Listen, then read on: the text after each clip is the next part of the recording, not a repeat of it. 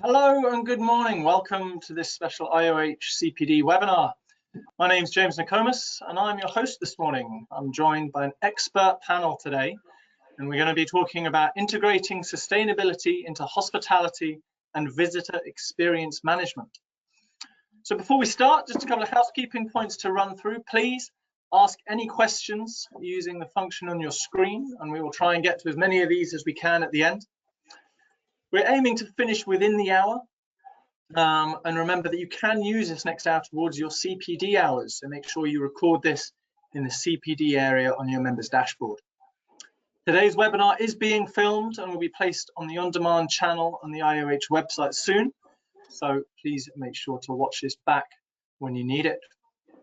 So without further ado, let's get into the introductions. And Gina, if I can come to you first, please. Good morning, and thank you for having me join this session today. It's a pleasure to be here. My name is Gina. I'm head of ESG at Aramark, covering the UK and global offshore division, and we provide catering and facilities management to a diverse range of clients across sports and leisure, entertainment, education, government services, workplace and healthcare. Great, thank you very much for joining us today. Max.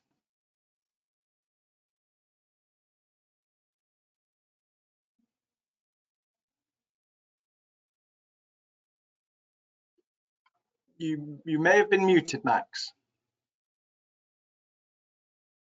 You're quite right, I have. So Max Lawrence, Hospitality Assured, the business and service excellence standard for the IoH.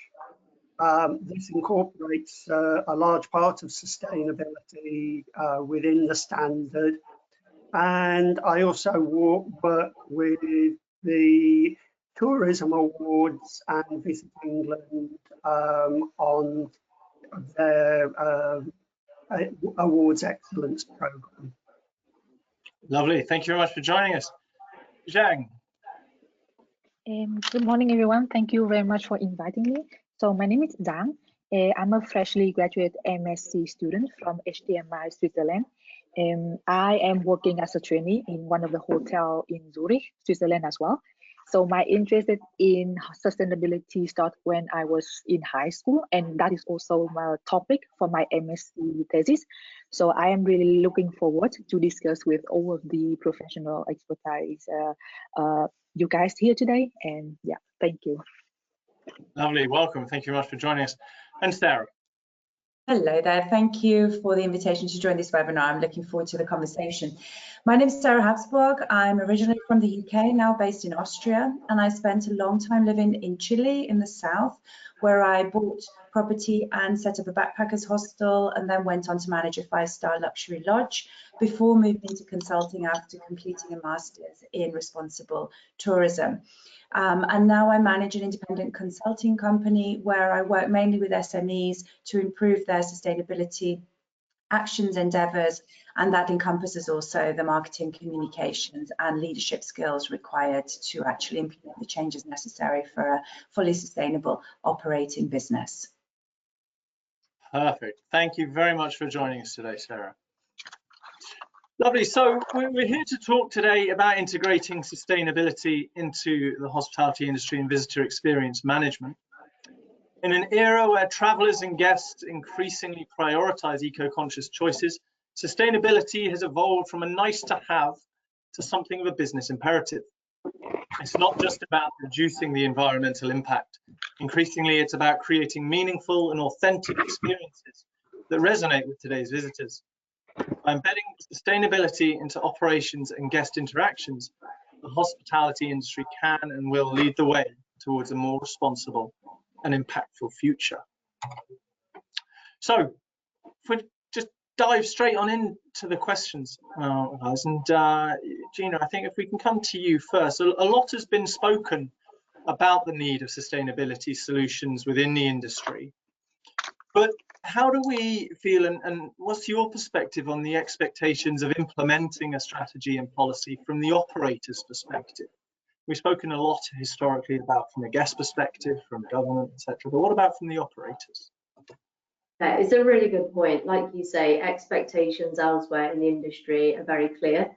in that we need to take action, but from an operator's perspective, it's not always straightforward. If you imagine life as an operator, you're dealing with multiple sites perhaps, trying to operate on tight margins to hit your KPIs. In many other areas of your business, you're looking at staff turnover, and the pressure that you have as an operator to deliver consistently to your clients, to your customers every day is really high. And now we're asking them, oh, can you also do sustainability? And actually one of the biggest hurdles that we face is how we translate the ambition as a business and as in an industry into action for our frontline team to engage with. Because let's be honest, if we take policies, legislations, all of the complicated sustainability jargon, it can be hard for sustainability professionals to get their head around, let alone our operators.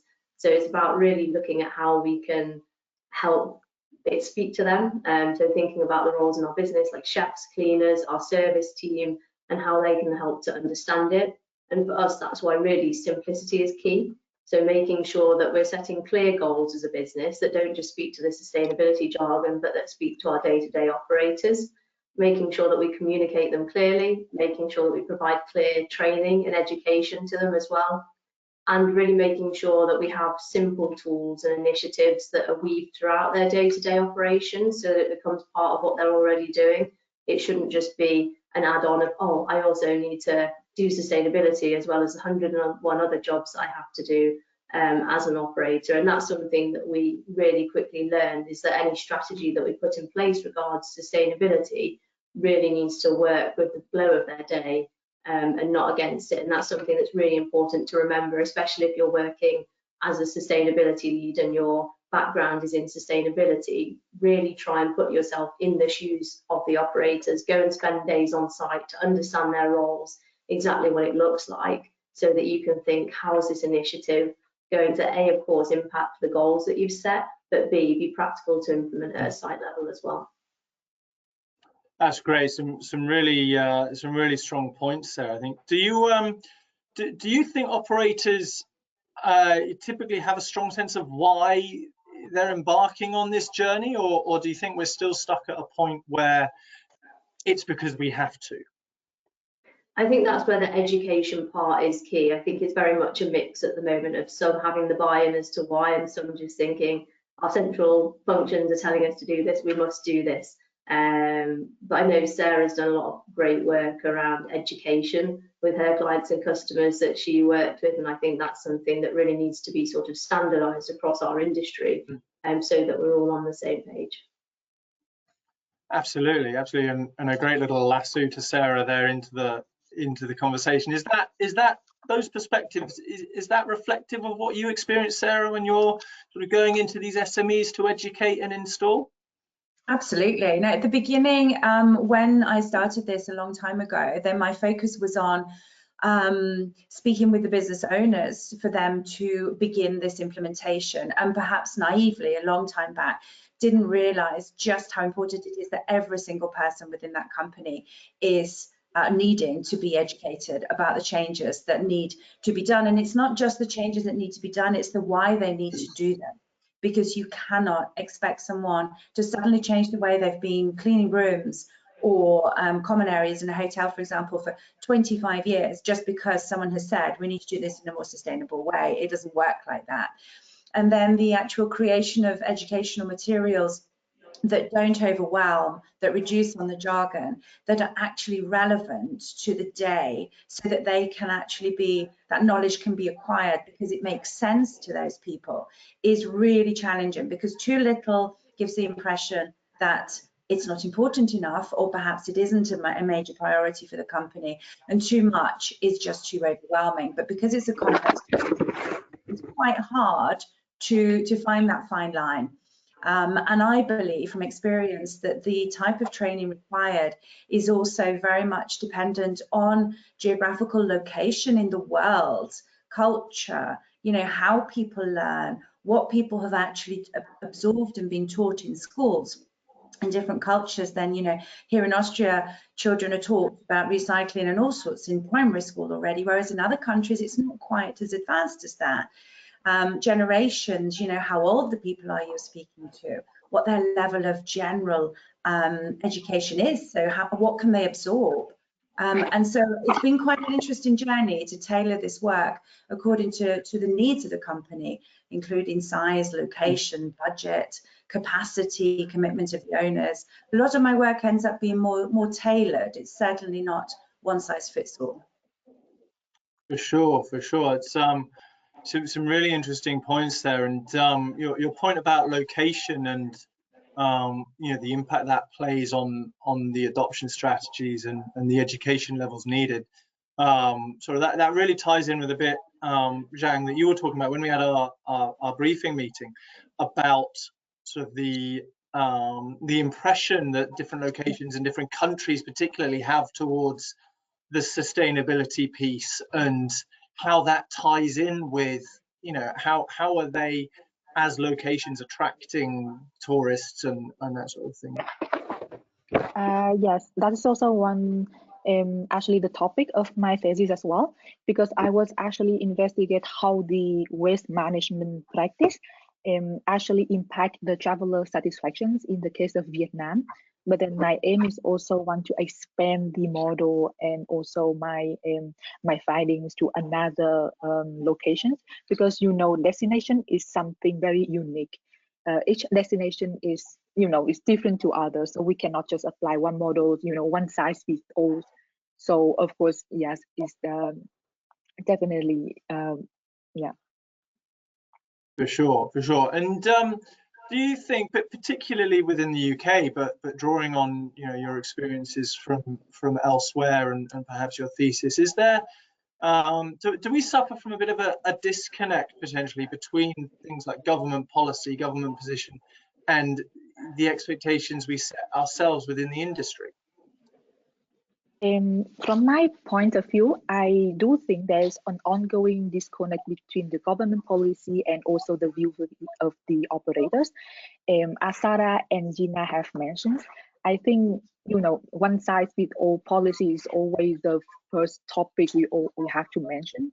For example, the policy always aim to focus, waste reductions, single-use plastic have to be banned, or maybe energy efficiency. But then in hotel industry, we have a lot of small and medium-sized enterprise, as well as independent hotels, family-run, also boutique hotels. So this type of hotels, they might have tight revenue as well, limited staff, limited teams, and also older properties that they cannot actually adapt with the policy. So I think this is also one of the challenging. At the same time, I think because the hospitality industry will have the high turnover rate of staff, so the training of sustainability, training for the team, onboarding, and something like this is very difficult to do it like every day, new employees every day, new staff every day, something like this. And also is different in the priorities, as Gina have mentioned. The operators in industry, in hotel industry, I think they have, for example, they focus on guest satisfactions, to deliver the customer experience, enhancing the reputations of the hotels, and also to cut down on the operational costs.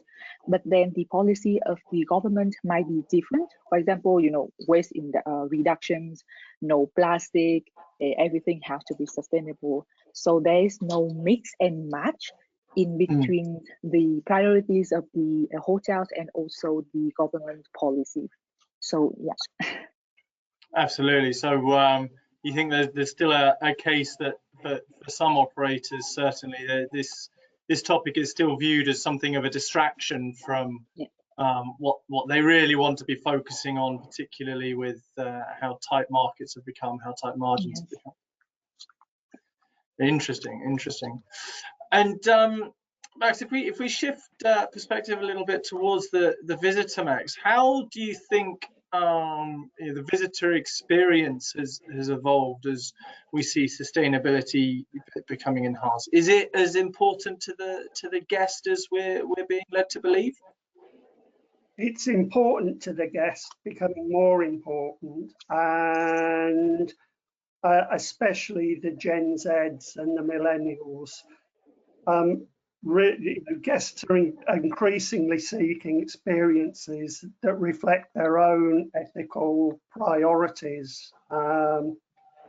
In fact, with Booking.com, their sustainable travel report revealed that 76% of global travellers say they want to travel more sustainably, and 43% are willing to pay more for accommodations that demonstrate their sustainable credentials. And I'm based in southwest England, and we have IH. In the last 4 weeks, we've had IHG's very first global property, Voco Zeal, open, and it's a net zero carbon hotel. Absolutely, it's all about sustainability, I guess comfort, obviously, but that property is generating 100% of its electricity, all electric. It's contributing back to the grid. Bedding's 100% recycled, menus are all around local provenance. So that's a great big global chain like IHG actually defining their market, because there's a win for them in business. There's I think to take that example, there will always be the outliers at that sort of extreme, relatively extreme level, who can create their own demand through the very fact that they are so focused, and it becomes your reason to visit, doesn't it? But with regards to the rest of the rest of the industry, is it yet that sustainability has become a decision maker for people? Yes, people are maybe willing to pay a little bit more for that sustainability, but has it become, are we yet at the point where it's become a decision maker, and it's going to define whether people visit me at Eastwell, where, with the best will in the world, I can't turn around and generate 100% of my own electricity, and without investing tens and tens of millions of pounds, which I don't have. No. Do you think we're at that point yet? We're not at that point yet, but we are. It's a generational thing, and as the consumer cycle turns, as I say, the younger generations, the millennials, Gen Zs, are going to drive that, and I personally feel that that's when it will become a decision maker. We're on a journey, and you talk about Eastwell and things, but I think we've got to look at it in it's a historic property, heritage property, but it's not what you can't do, it's what you can do. Sure, that's a great point. Sorry, can I just add something to that? I think it's I think there's an interesting point in time that we're at right now, and I've detected quite a lot of sustainability fatigue from the side of the consumer over the last year or so, and this has come from feedback from hotels. And while I stand by those quotes that you read, Max, from the Booking report, there is evidence that there is still an issue there between intention and action, and which kind of indicates that it isn't 100% part of the decision-making factor, as we've just discussed. And I think what we're getting to is that hospitality, particularly, we're talking about leisure, free time, letting yourself go, moving away from all the worries that you have in your office job or whatever it is. And I think there is some reticence there that people want to do the best. If you ask someone, do you want there to be a future planet for your grandchildren? No one's going to say no. Of course the intention is there, but is it translating into action? And I think what we're moving towards is that the responsibility is actually being pushed back onto the businesses, rather than are the consumers making the right decisions. because we need to create the experiences that are sustainable inherently. We need to reduce the fact that I believe when you're on holiday, no one wants to use extra brain calories in taking a decision. Should I choose the sustainable option versus the non-sustainable one? What they want is to choose from a wonderful selection of experiences, whether that's accommodation, the rooms, the views, the excursions, without having to think, am I harming the planet with this choice? So I do believe we're still in this process of education to understand that we need to be creating or using sustainability to create amazing experiences that don't actually require people to take decisions, sustainable versus non-sustainable. I agree, Sarah. And it's more the pressure on the business to come up with those initiatives than driving the consumer demand. But the consumer demand will follow because this is a journey we're on. Some really great points there. I love that.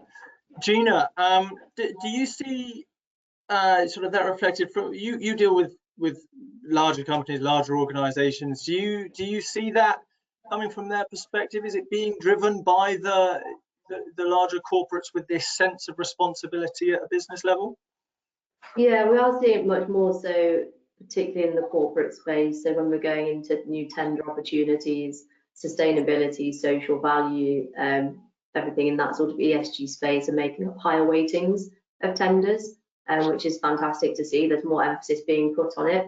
So B2B, sort of business to business, we are seeing that increase in sort of intention and action. However, B2C, so with our customers, we're very much seeing that same thing coming through food products as well. So the intention is there, but perhaps it's still following two key drivers, which are cost and quality of the produce as well.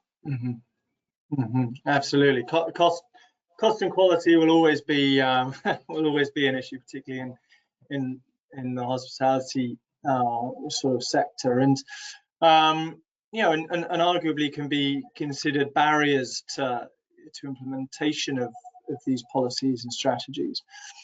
Sarah, what, aside from sort of cost implementations and education penetration, what other barriers have you seen crop up from the SMEs that you deal with when it comes to implementing practices and strategies in the industry? Yeah, great question. I mean, the first one ultimately is commitment on the side of the business owners, and that's not a criticism. It's what I mean by that is there's often a lot, and I'm talking about SMEs here, so I'm not discussing corporates, because corporates have their own sustainability managers who are there in place to do a certain job. Whereas when you're talking about a small business that could have up to, I don't know, let's say 40 employees, then the person who's a decision maker is also responsible for all the different areas of the business. And also it's interesting to think about where the money comes from for sustainability from a corporate. It has its own pot, whereas in a small business, it's one pot. And that decision maker is in charge of working out where their priority is in terms of what they can afford to do, which is why budget for SMEs is inherently linked to success in the long run. But the commitment, I think, is a big factor. So even if a business owner is very sold on the idea, the biggest barrier I've come across is the fact that it takes a long time to get sustainability in place. And I think people do still believe we can do a quick turnover, 3 to 6 months, we can overhaul everything and we'll be on our way. And it isn't like that. It takes longer than that. And competitive advantage through sustainability often doesn't come for quite a while until you've reached the point where you're really absorbed or imbued with the sustainability ethos. So yeah, that's a big challenge, is getting people to realize this is a long haul journey, and yet you don't have to wait to be able to talk about what you're doing. You can actually say, hey, look, we started small. We started with the waste management. This is what we achieved in 3 months. This is what's coming next. You know, no one actually started to ride a bike perfectly overnight. No one built a house within 24 hours, you know, and this is what we need, that people realize this journey is long and ongoing. And yes, it's going to get in the way of other things, but you have you have to understand that to be committed in the long run. Absolutely, absolutely. And in terms of the support sort of available for businesses in this sphere. There's obviously, you know, people like yourself, Sarah, who will go in and help educate and implement these strategies. But how would you suggest that operators sort of go about choosing a support partner? I'd probably get a call every week from somebody who's absolutely adamant that they can sort my sustainability out, and they'll do it for the best possible cost. They'll generate me a massive return. They'll send my reviews through the roof, and I'll have more guests than I know what to do with while saving the planet. But I wouldn't have a clue where to start in sorting the wheat from the chaff. Have you got any advice on that?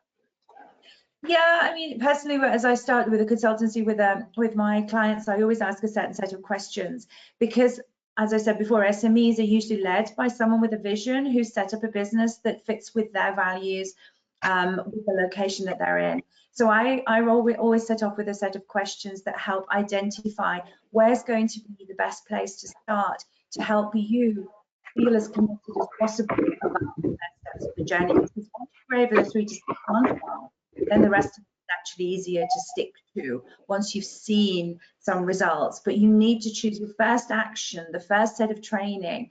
The first steps need to be tailored to who you are, what you want, what your values are, where you live, what your budget is, etc. Because if not, you fall by the wayside too quickly, because sometimes people try to take on too much. So it's answering a certain set of questions that help you define that at the very outset is the winner to get you going. Great, that's brilliant. Thank you, Max. Have you got any thoughts on this particular area? I know you deal with a lot of SMEs in this sort of regard as well. Absolutely, and Sarah's quite right.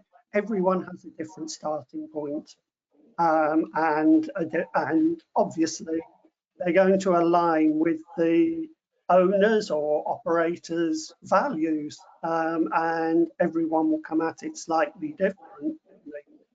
And it's to do with, it's a little bit like I've just mentioned to you. Okay, what can we do? Because we can start small. We can bring local produce onto our menu. Slowly, we can start to have a waste reduction program. You know, and businesses will start to see some benefits from that. A statistic from RAP, they're saying that for every pound that's invested in food waste reduction, there's a £14 return, and that's significant. And even if it's as basic as a switch off program, educating people to turn lights off, just start somewhere, because it's changing all the time and different things are coming online. But start where, you know, certainly for the SMA community, it's start small and generally build up would be my thoughts. Thank you. Can I just clarify? Did I hear that right? For every £1 of food waste reduction, there was a £14 return. Yeah. I mean, that seems like that's a pretty leading point that operators should be aware of. Well, as a you know a hotel general manager, and you'll know the amount of waste that gets generated, not just from kitchen waste, but also plate waste and all the other waste streams. So, you know, there's a business benefit in it as well. Well, 100%, and you know, with returns like that, then you know, we absolutely need to drive that. How else do you think can organisations and operators help balance the short-term costs of sustainability strategy implementations versus those goals? Because there is inevitably, you know, cost of implementation. If I can get £14 back for every £1 I'm going to spend, then, you know, I'm there. But what else can I do? Education. you know, at the end of the day, it's a one-team approach, and everybody has to be on board. One person can't deliver this. It's a team. It's absolutely a team effort. So one of the best investments anyone can make is training, really, and it has to be demonstrative training, i.e., it's no good saying, oh, you know, we need to turn the lights off, we need to do this. You have to tell them and give them a benchmarking example. If we turn 5 lights off, we save X, X, X. You've got to make it real for them. And you will get people on board. Absolutely you will, because we all understand why we've got to do it. But you've just got to win hearts and minds. That's an interesting comment. Thank you for that, Matt. Sorry for jumping in again, James, but I was asked not long ago what success of training looks like. And one example I came up with was the conversations that ensue. And I think that is so important. If you can generate the interest enough for people to stand around talking about it in their free time, or, you know, in the where they're getting changed, or at the beginning, at the end of a shift, then that's success.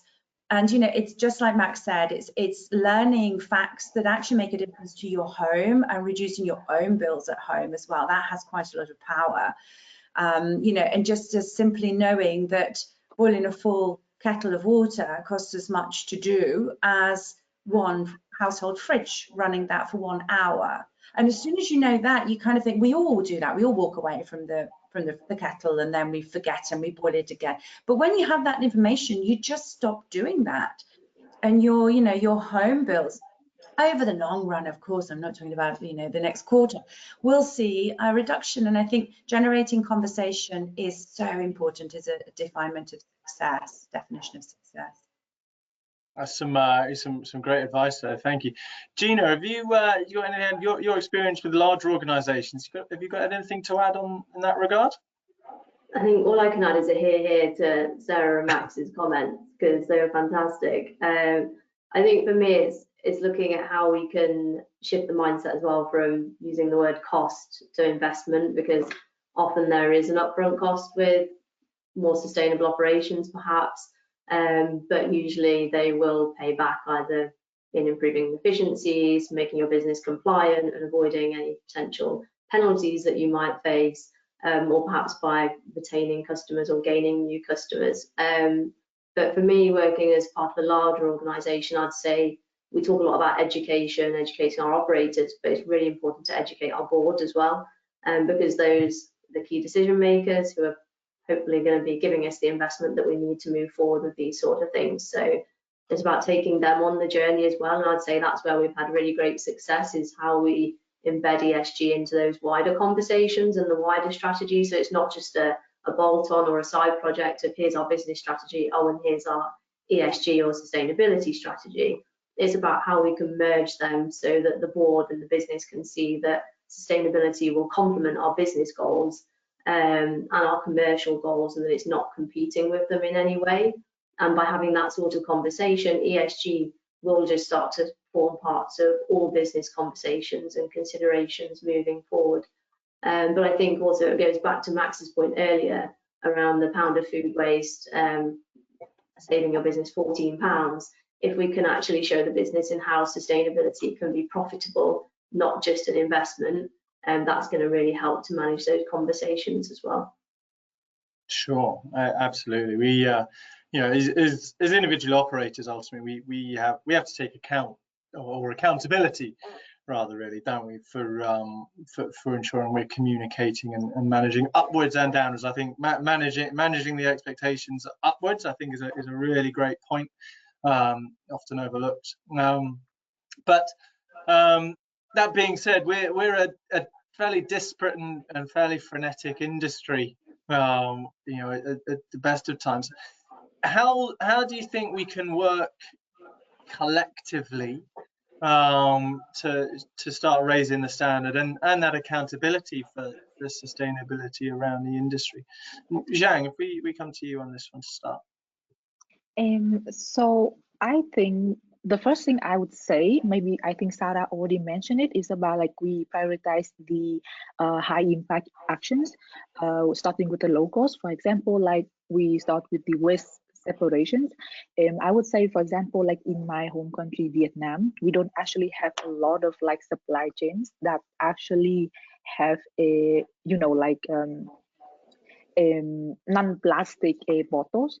So we always, you know, they always have some kind of, you know, supply chains with the plastic bottles because it's way more cheaper. But then in Vietnam, we have a lot of like boutique hotels and also independent family run hotels. And then they're always struggling in this point that if we switch to non-plastic bottles, it will be a lot of cost.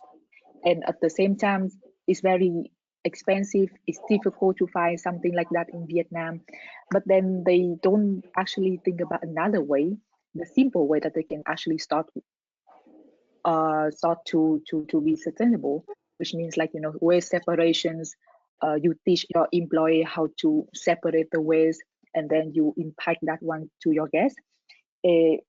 That's one point I want to talk about, because in Vietnam we were taught to separate the waste as well, you know, PET, the waste, the trash, the food, da da da. But then when you actually in reality, when you stand in front of the bins, we don't know where to put it. And it happens to me when I left Vietnam and I came to Europe. I actually stand in front of the bins for like 5 minutes and I don't know where to actually put the trash in and where to separate it, because you know, theory is theory, but then I have never been doing this in practical. So this is also challenging for me. And I really want, you know, I really want to inspire everyone. For example, you know, start with the small actions. You start separate 1 bottles today, and then you start with 2 bottles tomorrow. And I think this is also the thing that every hotel can do it. Start with the small actions that which is like practical for them first, and then we jumped to higher goals. At the same time, I think education is really important. Training the staff. I know that, you know, hospitality, they have a lot of like high turnover rate, and then you cannot train everyone, you know, everything new every day, something like that. But I think it's very interesting that they can invite someone from, for example, sustainability programs or any certified organizations relating to environment to come to the hotel and then talk about the topics, familiarize everyone with the sustainability, to make the sustainability is a responsibility. You know, some people feel like it's a burden. Why we have to do this? Why now we have to start doing this? Da, da, da. But then I think this is not a question, you know, this is supposed to be a statement that we need to do it now. In my hotel, which I am working right now, we have a lot of like, you know, LQE standard for the service and everything. They actually invite someone from the organizations to come over the hotel, explain the situations, why we have the standard, and then make the scenario with that, so that everyone can know how it is when it comes to the, you know, guests, when it comes to the reality. So I think the hotels can actually doing by this way, invite someone with, you know, professional or some with a lot of experience, come over the hotel and then have a conversation, teach everyone to do it, you know, small actions and something. Yeah. Great, thank you. Yeah, some really valid points there. Max, you're involved in a number of sort of different boards and sort of high level organizations with the industry. Do you think there's enough being done through people like the Visit Englands, the tourism boards and that sort of stuff to sort of bring operators together and try and drive this? There's probably more to be done to bring operators together, most definitely. Visit England this year have transitioned from the term sustainability to regenerative tourism, really to emphasize a more practical approach in the tourism sector. While sustainability focuses on minimizing negative impacts, regenerative tourism aims to leave a destination better than they were before. So actively contributing to the restoration and enhancement communities and the environments. So they are working, but to pick up a point that Jan mentioned, you know, local authorities have an awful lot to do, of responsibility, because in the visitor economy, self-catering operated is waste segregation across the UK is different in each region. So you're in the West Midlands, you come down to Cornwall or Devon, and there's a totally different scheme. And actually that's really confusing. When people are trying to do their best, but they're very confused. And so I think Sarah mentioned that, you know, they're away, you've got to make it easy. They're not going to sit and read the manual to say, well, this bottle goes there, that can goes there. And there needs to be more implementation from the government, really, to bring a scheme that operates throughout the country. Because, you know, people are away, and that's certainly in a rural area, that's a big waste stream. Interesting, thank you. So it's funny, we actually, at the beginning of the conversation, we had a point about you know, the difficulty operators had with government policy, and the fact that in some respects it could have been seen as somewhat overbearing, and, you know, it was being foisted upon us, and we've now come full circle to saying that while there's government policy there, we need a bit more cohesion within that policy. And very interesting, very interesting. Guys, I'm mindful of everybody's time, and we want to leave a little bit of time for audience questions. So I'm going to come to the final question now for each of you. We'll go around the metaphorical room, but there's one key action that you would suggest for an operator who maybe they've not started their sustainability journey yet, maybe they are thinking about it, maybe they're still in their early days. One key action that they should take. And Zhang, can I come to you first, please?